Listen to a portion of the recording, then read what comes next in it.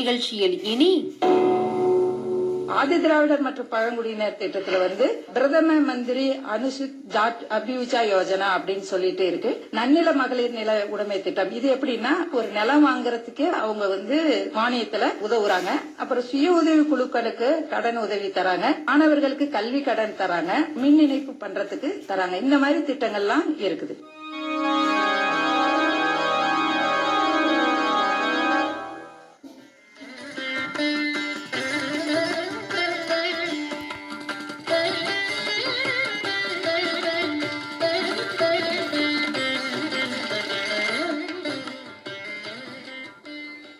திருச்சி வானொலி அலைவரிசைகளில் இனி கேட்கலாம் மாநில செய்திகள்.